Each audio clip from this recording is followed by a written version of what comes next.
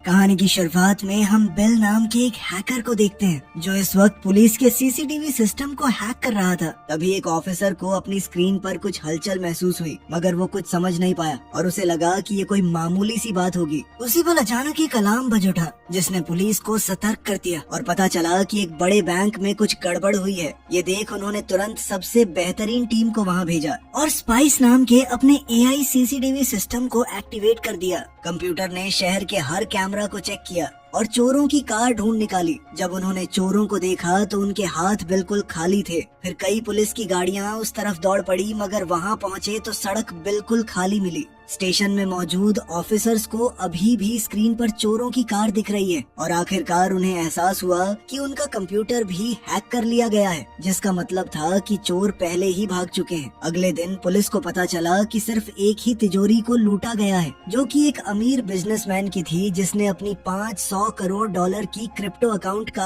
आधा पासवर्ड एक नोटबुक में रखा हुआ था। मकाऊ नाम की बिल्डिंग में चोरों ने डिजिटल पैसा संभालने वाली कंपनी के ऑफिस पर कब्जा कर लिया।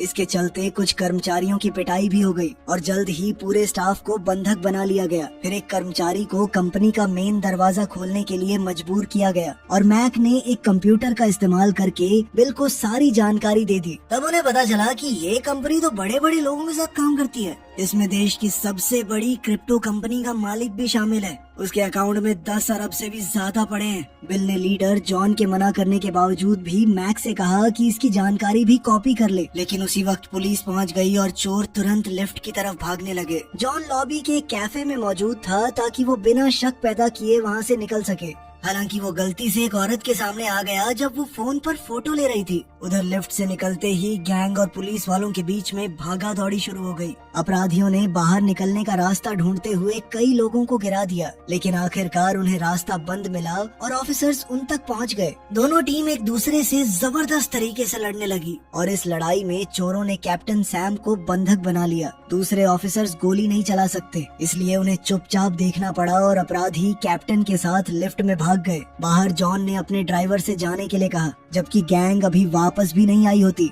जब लिफ्ट ऊपर की मंजिलों तक पहुंची तभी सैम ने फिर से चोरों से लड़ना शुरू कर दिया, लेकिन वो अकेला 4 लोगों का सामना नहीं कर पाया और वो उसे हथकड़ी लगाकर भाग निकले। चोर छत की तरफ भागने लगे और जल्द ही सैम भी अपनी हथकड़ियां खोलकर उनके पीछे दौड़ा। हालांकि गैंग पैराशूट लेकर आई थी, इसलिए वो बच निकलने के लिए सीधे टावर से कूद गए। भागते वक्त उन्होंने एक महिला को धक्का दे दिया, जिस वजह से वो किनारे पर ही लटक गई और सैम को उसकी मदद करनी पड़ी। क्योंकि लिफ्ट भी हैक हो चुकी थी, इसलिए सैम ने एक जंपर को टक्कर मारी और खुद उसके साथ टावर से नीचे उतर गया और सुरक्षित रूप से नीचे आ पहुंचा।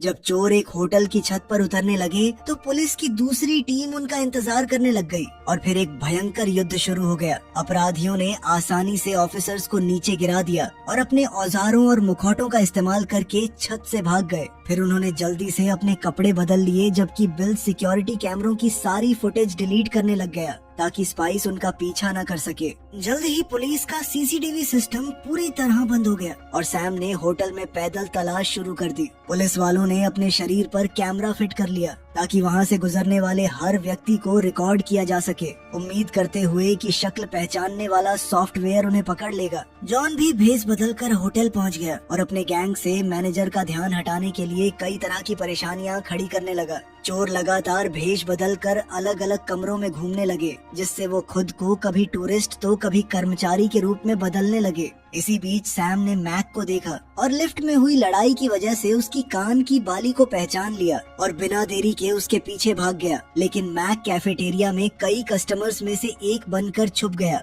तभी अचानक कैमरा ने ये पहचान लिया कि वहाँ से गुजरने वाले चेहरों में से एक चेहरा सिस्टम में मौजूद नहीं है, इसलिए पुलिस उस आदमी के पीछे भागने लगी। जॉन जानबूझकर एक ऑफिसर से टकरा गया ताकि उसके कैमरे का लेंस थोड़ा धुंधला हो जाए और मैक इस मौके का फायदा उठाकर आगे बढ़ गया। ऑफिसर्स की टीम दोनों आदमियों के पीछे जाने के लिए अलग अलग हो गई, लेकिन मैक ने एक औरत का भेष बना लिया और उसका साथी बूढ़ा आदमी बन गया और वो भाग निकले। उसी वक्त लॉबी में खास लाइट शो चल रहा था। तभी बाकी चोर सिक्योरिटी गार्ड बनकर भीड़ में घुल मिल जाते हैं, लेकिन जैसे ही पुलिस वाले वहाँ पहुँचे, अपराधी अपराधी तुरंत कूदकर प्लेटफॉर्म के नीचे से निकल गए। बाद में पुलिस स्टेशन के अंदर बिजनेसमैन चिल्लाने और चीजें तोड़ने लग गया क्योंकि उसका अकाउंट खाली हो चुका था। पुलिस ऑफिसर्स ने आगे की योजना पर चर्चा करी और इंस्पेक्टर लारा ने कहा कि उन्हें अपने रिटायर्ड बॉस को वापस बुला लेना चाहिए। सैम ने कहा कि एक बूढ़ा आदमी एआई ट्रैकिंग से कैसे निपटेगा, लेकिन लारा ने उसे याद दिलाया कि स्पाइस अब बेकार हो चुका है क्योंकि उसे हैक कर लिया गया है। इसलिए उन्हें किसी ऐसे इंसान की जरूरत है जिसे पुराने तरीके से पुलिस का काम करना आता हो। फिर ऑफिसर्स ने रॉक और हेलन को दिग्गज एजेंट वॉन्ग को वापस लाने भेजा, जिसकी फाइल अद्भुत कारनामों से भरी हुई थी। वो एक स्पेशल ऑफिसर था जिसका दूर दूर तक कोई मुकाबला नहीं है, लेकिन उसके करियर में एक दाग था कि उसकी वजह से उसके पार्टनर को अपनी जान गंवानी पड़ी थी। जब वो दोनों वोंग के पड़ोस में पहुंचे तो वो ये देख हैरान हो गए कि वोंग बस कुत्ते घुमा रहा होता है। हेलन वोंग का पीछा करते करते एक कैफे तक चली गई और दिखावा करने लगी कि जैसे वो बस एक स्टूडेंट हो, मगर वोंग उसकी टेबल पर बैठ गया और उसने बताया कि उसने हेलन और रॉक को पूरे दिन उसका पीछा करते हुए देख लिया था।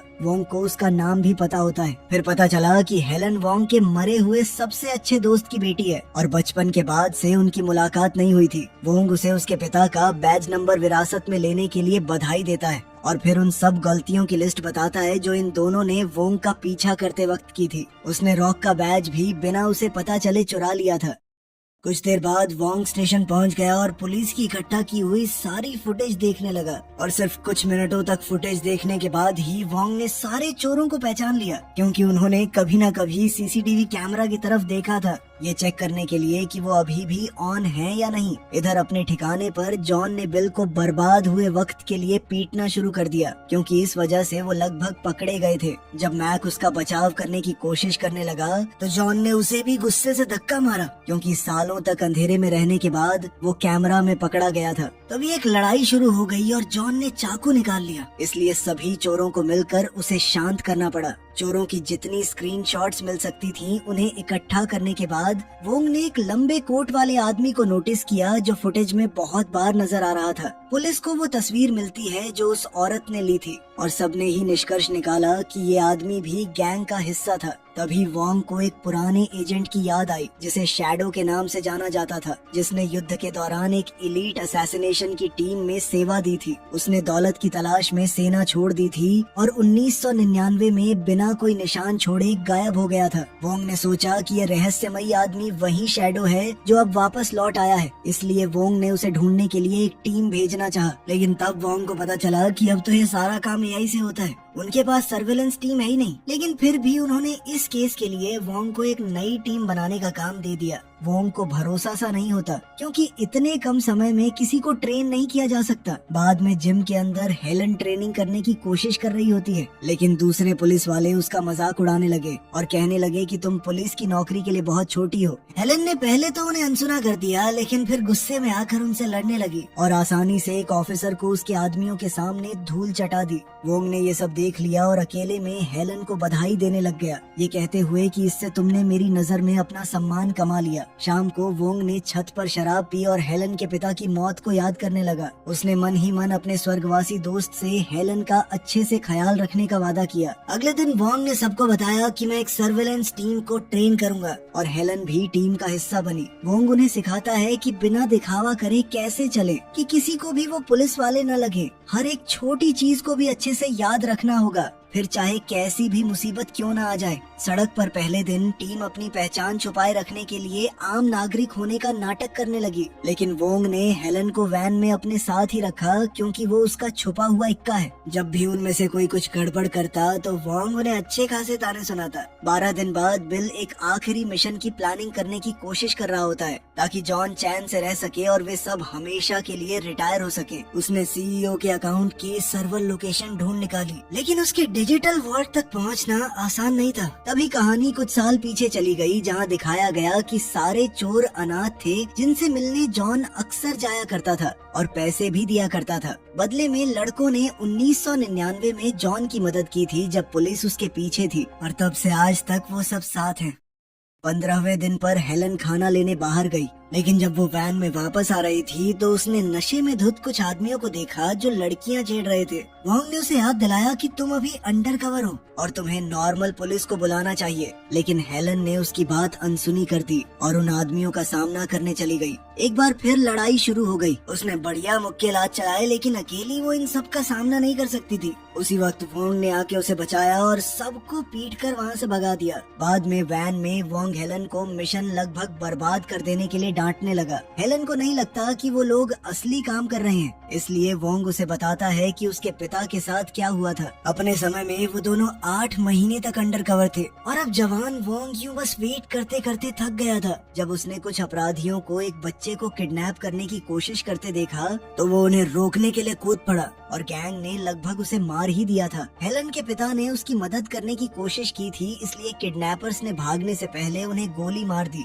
आंखों में आंसू लिए वोंग कहने लगा कि एक पुलिस वाले को कुछ भी अगर करना है तो सोच समझ कर करना पड़ता है। कुछ ही देर बाद वोंग को लगा कि उसने लोकल मार्केट में जॉन को देखा है और उसने सबको अलर्ट कर दिया। टीम मार्केट को घेरने के लिए हरकत में आ गई, जबकि वोंग ने हेलन से कहा कि तुम टारगेट के करीब से पीछा करो, क्योंकि तुम ही एक ऐसी ऑफिसर हो जिसे जॉन ने नहीं देखा। जब जॉन ने लगभग 2 पुलिस वालों को देख लिया तो वो अपने चेहरे छुपाए रखने के लिए किस करने लग गए। हेलन ने जमीन पर कुछ ढूंढने का नाटक किया और जॉन की परछाई देख ली, जिससे उसकी पहचान यकीन में बदल गई। वोंग सबको कैमरा मूव करने या पीछे मुड़ने से रोकता है, इसलिए जॉन बिना शक किए वहाँ से चला जाता है, लेकिन टीम अभी भी परछाई की तरह उसका पीछा करती रही और पता लगाती है कि वो किस बिल्डिंग में जा रहा है। तभी हेलन ने भी अंदर जाने का फैसला कर लिया और जॉन को उस पर शक होने लगा, इसलिए उसने अपना चाकू निकाल लिया। तभी वोंग ने दोबारा फुटेज पर नजर डाली और नोटिस किया कि जॉन ने हेलन की तरफ 2 बार देखा था। ये समझते हुए कि वो हेलन को पहचान लेगा, वोंग भी बिल्डिंग में दौड़कर चला गया और उसके पिता होने का नाटक करने लगा। साथ ही उसने बहाने से उसके कान से ब्लूटूथ स्पीकर निकाल लिया। वोंग ने जॉन से बात करी और उसे एक सेब भी दे दिया, जिससे उसे फल के अंदर छुपे कैमरा से उसके चेहरे का एक साफ शॉट मिल गया। वोंग ने सेब के उस ऊपरी हिस्से को जिसमें कैमरा था उसे काटकर साइड में फेंक दिया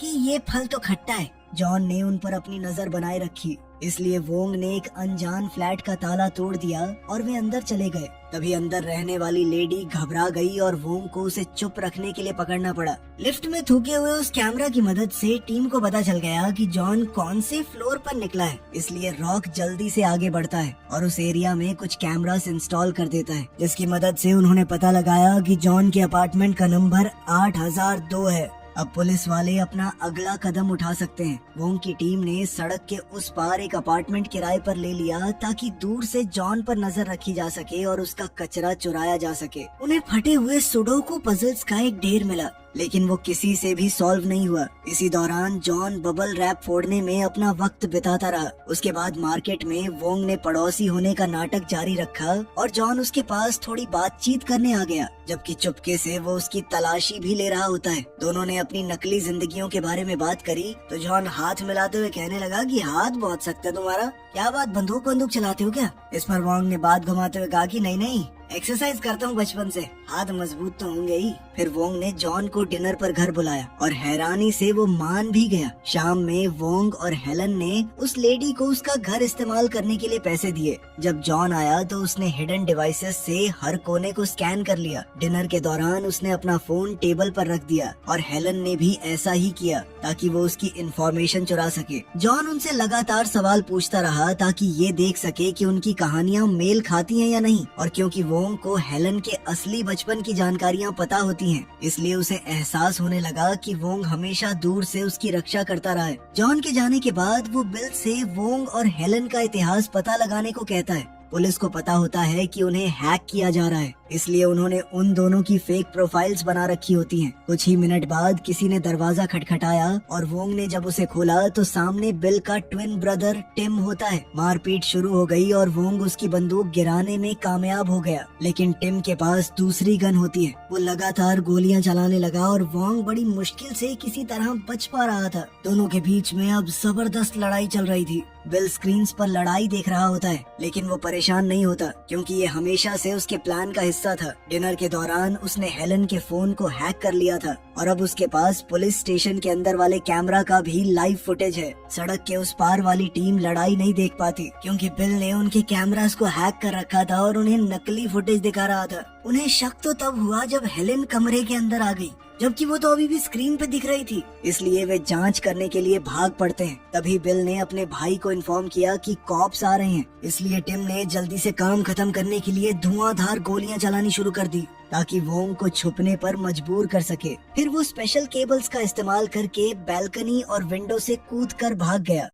अगले दिन सर्विलांस टीम दोबारा सड़क पर लौट आई, जबकि दूसरे पुलिस वाले जॉन के अपार्टमेंट की तलाशी लेने लगे। वहाँ बबल रैप से भरी एक अलमारी मिली जिसे देख वोंग को एहसास हुआ कि ये सुडोकू पजल्स से जुड़ा हुआ है। तभी अचानक वैन को एक ट्रक ने टक्कर मार दी, जिससे वैन घूमते हुए पुलिस बिल्डिंग में जा घुसी। ट्रक 2 हिस्सों में टूट गया और वैन को दोबारा टक्कर मारकर सबको बेहोश करने के बाद बदमाशों का एक झुंड बाहर निकला और उन्होंने हमला कर दिया। कई ऑफिसर मारे गए और बम से पुलिस कार्स को उड़ा दिया गया। लारा समझ जाती है कि ये सब उन्हें भटकाने के लिए ही किया होगा, इसलिए उसने सर्विलांस टीम को सड़क पर बने रहने के लिए कहा ताकि जॉन को ढूंढा जा सके। हेलन होश में आई और उसने वोंग को कार से बाहर खींच लिया। फिर एक गन उठाकर लड़ाई में शामिल हो गई। उसने जबरदस्त निशानों के साथ कई बदमाशों को गोली मारकर गिरा दिया। जल्द ही वोंग भी होश में आ गया और उसने हेलन के साथ मिलकर रूम में बचे हुए आखिरी आदमियों को हरा दिया। फिर वोंग को समझ में आया कि उन सुडोकू पजल्स के ऊपर ब्रेल में कोड था जिसे जॉन ने बबल रैप का इस्तेमाल करके सुलझाया था। उसने हेलन से इंटेलिजेंस टीम को कांटेक्ट करने के लिए कहा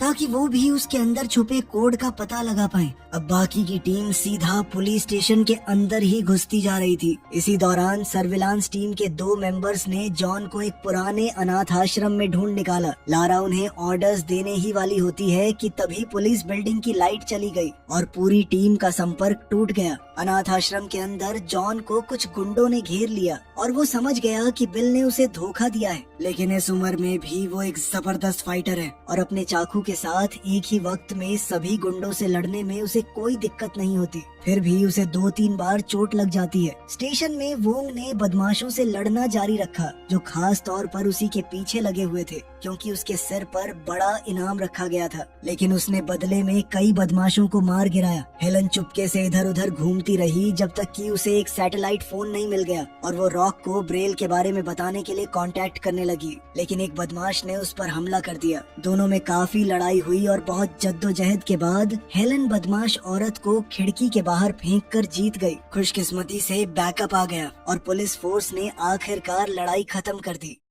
ऑर्फनेज में जॉन एक खतरनाक लड़ाई के बाद सभी गुंडों को मार चुका था। उसने गुस्से में कैमरा की तरफ अपना चाकू तान दिया, लेकिन तभी टिम वहाँ पहुँचा और कहने लगा कि ये मेरा आइडिया था। तभी बिल घबरा सा गया क्योंकि उसके भाई की मौजूदगी प्लान का हिस्सा नहीं थी। टिम समझ गया था कि जॉन को जिंदा रखना बहुत खतरनाक साबित होगा और उस पर लड़ने के लिए कूद पड़ा। वो दोनों ही बहुत अच्छे फाइटर्स थे। एक दूसरे का जमकर मुकाबला करते हुए वो एक खिड़की तोड़कर नीचे जा गिरे। टिम ने देखा कि उसके पेट में चाकू घुसा हुआ है। टिम ने उसके खिलाफ चाकू इस्तेमाल करने की कोशिश की, लेकिन जॉन ने उसे उल्टा घुमाकर अपने पसंदीदा बेटे को मार गिराया। पुलिस ने अनाथ आश्रम को घेरना शुरू कर दिया, इसलिए रोते हुए बिल के पास असली प्लान के मुताबिक धमाका करने के अलावा कोई और रास्ता नहीं बचा। कुछ समय बाद लारा ने वोंग और हेलन को बताया कि उसने सीईओ की क्रिप्टो को पिछले मिशन के बाद सुरक्षित रखने के लिए पुलिस स्टेशन के डिजिटल अकाउंट में ट्रांसफर कर दिया था। जब उन्होंने तिजोरी चेक करी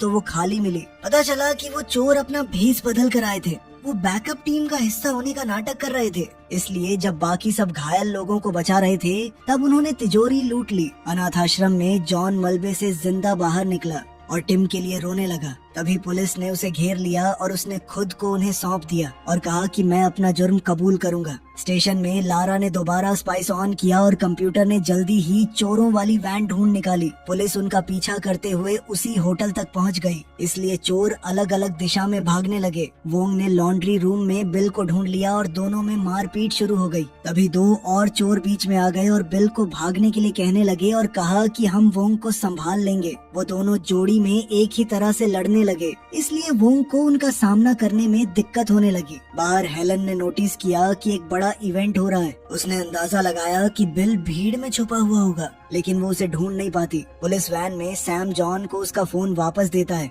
और उसे बिल को कॉल करने के लिए कहता है। दुर्भाग्य से क्रिमिनल्स के डिवाइसेस ट्रेस नहीं किए जा सकते, इसलिए हेलन को फोन पर बात कर रहे आदमी को खुद ढूंढना पड़ता है। जल्द ही बिल समझ गया कि ये पुलिस वालों की एक चाल है और वो तुरंत दोबारा चलना शुरू कर देता है। हेलन को वोंग की बात याद आई कि कैसे उसने तुरंत पहचान लिया था कि एक आदमी कैमरे को बार बार देख रहा है। वहीं लॉन्ड्री रूम में वोंग ने एक औजार का इस्तेमाल करके एक चोर को बेहोश कर दिया और दूसरे को वॉशिंग मशीन में लॉक कर दिया। पुलिस वैन में जॉन ने ध्यान भटकाने के लिए फोन गिरा दिया और पुलिस वालों से लड़ना शुरू कर दिया। उसने एक ऑफिसर की गैस ग्रेनेड को एक्टिवेट कर दिया और अफरा तफरी का फायदा उठाकर सबको गिरा दिया। उधर रॉक ने हेलन को ढूंढ लिया और सर्च जारी रखने से पहले उसे अपने कान का स्पीकर दे दिया। जल्द ही वोंग ने बिल समझकर किसी और को इधर दबोचा, लेकिन बाद में पता चला कि बिल ने उससे कपड़े बदले थे। इस वक्त बिल एक ट्रेन स्टेशन में एंटर कर रहा था और रॉक उसके बिल्कुल पीछे था, लेकिन वो अपनी टीम को ये बता पाता उससे पहले ही जॉन ने वहाँ से गुजरते हुए उसे चाकू मार दिया।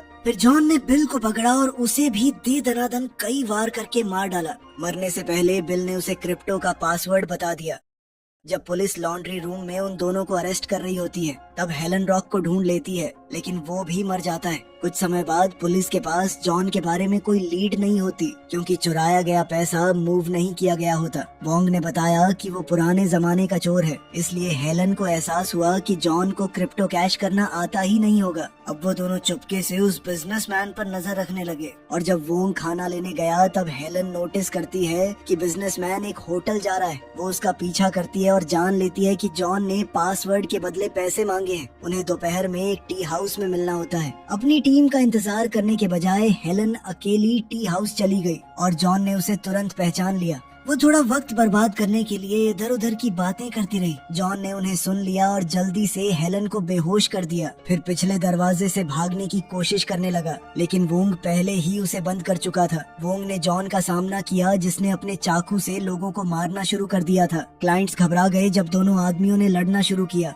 वोंग को कई बार चाकू लगा। वोंग ने उसे धीमा करने के लिए उस पर उबलता हुआ बर्तन भी फेंका और वो कैफे में पड़ी चीजों को एक दूसरे पर फेंकने लगे। अपने आसपास की चीजों को हथियार की तरह इस्तेमाल करते हुए वो दोनों एक दूसरे से पागलों की तरह लड़ रहे थे। जॉन ने चाकू से वोंग पर हमला किया और ऐसा लग रहा था मानो वो उसे मारने ही वाला है, लेकिन तभी वोंग ने उसे पीछे धकेल दिया। जब हेलन होश में आई, दोनों आदमी टूटती हुई छत से नीचे गिर गए। जॉन वोंग को मारने ही वाला होता है, लेकिन हेलन उसे पीछे से मार देती है, जिसके बाद जॉन उसकी तरफ लपका। वोंग उसकी मदद के लिए दौड़ता है और स्ट्रगल में उसकी गर्दन पर चाकू लग जाता है। ये देखते ही हेलन वोंग को बचाने के लिए आगे बढ़ी। हेलन ने वोंग के घाव को देखा। खुशकिस्मती से वो इतना गहरा नहीं होता कि उसे मार सके, लेकिन इसका फायदा उठाकर जॉन वहाँ से निकल गया था। वोंग की सिखाई टेक्निक्स का इस्तेमाल करके उसने जल्द ही जॉन को ढूंढ निकाला। जल्दी ही बैकअप आ गया और पुलिस वालों ने सारी सड़कें ब्लॉक कर दी। जॉन ने दोबारा अपने चाकू से हेलन पर हमला करना चाहा, लेकिन इस बार हेलन ने उसकी चाल समझते हुए उसे नीचे गिरा दिया। अब वो अपनी आगे की जिंदगी जेल में गुजारेगा। इसी दौरान पता चलता है कि बिल और टिम का एक तीसरा ट्विन भी था, जिसे बचपन में फॉरेन पेरेंट्स ने अडॉप्ट कर लिया था। स्टेशन सिक्योरिटी कैमरा पर पासवर्ड सुनने के बाद वो क्रिप्टो अकाउंट अनलॉक कर लेता है और पैसे का इस्तेमाल वोंग, हेलन और जॉन पर बाउंटी रखने के लिए करता है, ताकि अपने भाइयों की मौत का बदला ले सके। वीडियो पसंद आई तो लाइक कर देना, चैनल को सब्सक्राइब कर लेना। मिलते हैं अगली वीडियो में।